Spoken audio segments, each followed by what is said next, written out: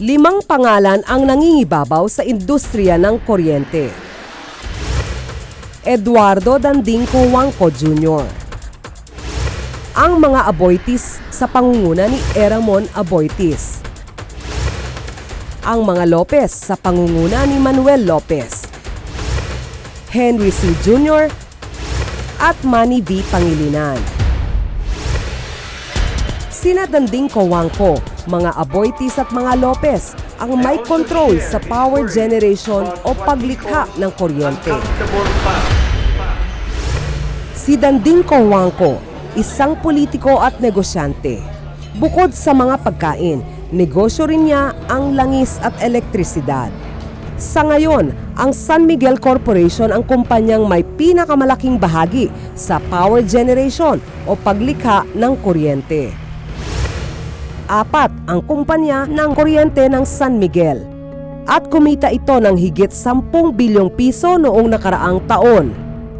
Bukod sa power generation, may papel din sa power distribution ang San Miguel.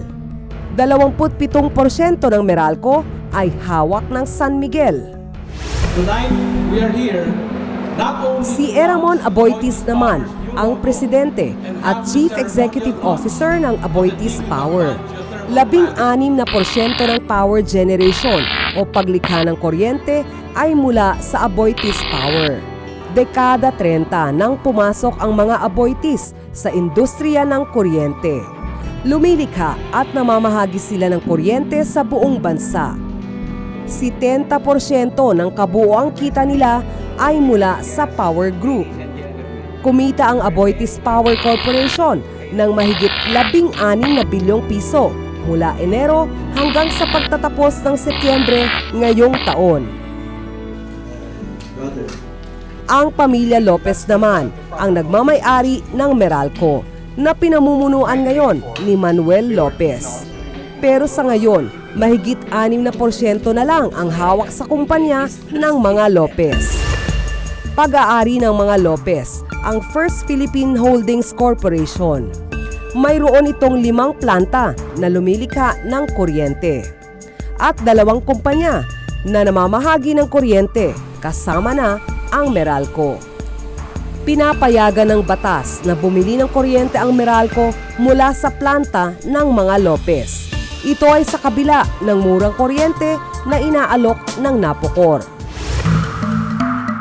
Halos 25 bilyong piso ang kinita ng mga Lopez mula sa kanilang negosyo sa kuryente noong nakaraang taon. Kasama rito ang kita sa pagbebenta sa ilang porsyento ng Meralco. Ang transmisyon o pagdaloy ng kuryente mula sa mga planta patungo sa mga consumer ay trabaho naman ng National Grid Corporation of the Philippines o NGCP. Isa itong pribadong kumpanya na nagtatayo ng transmission system. Kasi kami yung naglilay ng groundwork, yung talagang pundasyon ng infrastructure para masigurado na may dadaanan ng kuryente. Kasi kung walang daan, hindi ka pwedeng magpatakbo ng kuryente. 60% ng NGCP ay nabili mula sa gobyerno ng Pamilya C na pinamumunuan ni Henry C. Jr. at ng kanilang mga kasosyo. Ang natitirang 40% hawak naman ng State Grid Corporation of China. Ang Pamilya C ang nagpapatakbo ng NGCP. So lahat ng kinikita namin, lahat ng tinatayo naming capital expenditure na aming ginugugol, lahat ng sinisingil namin sa lahat ng aming mga customer, lahat yan dumadaan sa ERC.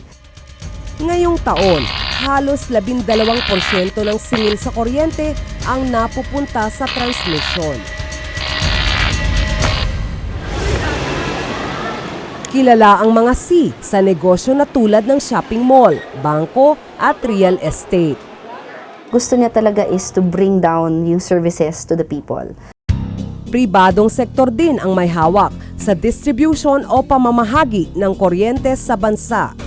Well, in a way, Si Manny V. Pangilinan, kilalang negosyante, ang kasalukuyang presidente ng Manila Electric Company o Meralco. Binili niya ang higit 40% ng Meralco noong 2009. Kumita ang kumpanya ng higit 12 bilyong piso noong nakaraang taon.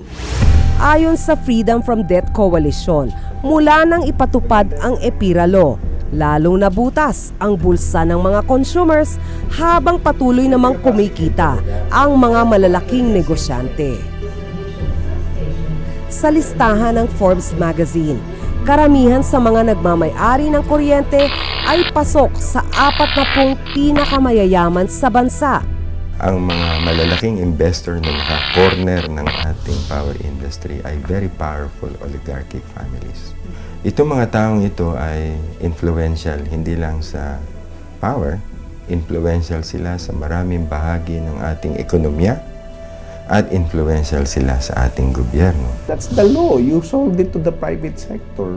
So, sila yung may pera, sila yung bibili. Pinapaboran daw ng pamahalaan ang mga hiling at takbang ng mga pribadong kumpanya at investors. Palpak na palpak ang EPIRA. Kasi lahat ng pinangako ng EPIRA, yung opposite, yung kabaligtaran na nangyari. Maraming kompetisyon, halos wala na corner ng iilan, no, na ilang malalaking korporasyon. Mababang presyo ng kuryente, ang taas-taas ng presyo ng kuryente. Hindi mo masasabi na ang mga utilities nakukuha nila mula sa komisyon kung ano ang gusto nila dahil ang komisyon ay nagtatakda ng sigil nang naaayon lang doon sa standard na dapat na sundin. Kung patuloy raw na isusulong ng gobyerno ang paggamit ng mga alternatibong pagkukunan ng kuryente tulad ng hydro, geothermal at thermal power plant at iba pang nauugnay sa ating kalikasan, mas mapapabuti ang kalagayan ng bansa. It's a matter of political will. It's a matter of state planning. It's a matter of where to put your priorities. And above all, it's a matter of public welfare. Isang dekada na ang lumipas mula nang maisabatas ang EPIRA. Pero sa halip na bumaba ang presyo ng kuryente, taliwas ang nangyari. Malinaw na bigo ang gobyerno sa pagtupad ng tungkulin nitong protektahan ang interes ng publiko.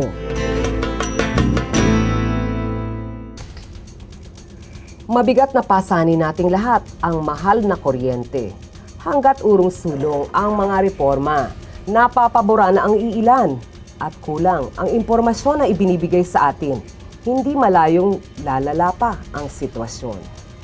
Kapag tayo ay sinisingil ng mahal, dapat alam din natin kung bakit at kung sino ang dapat naman nating singilin sa problemang ito. Ang ID mo bilang Pilipino nagbibigay sa iyo ng pribilehyo at responsibilidad na maging bahagi sa direksyon ng ating bayan. Magtanong, magsaliksik, linangin ang kaisipan.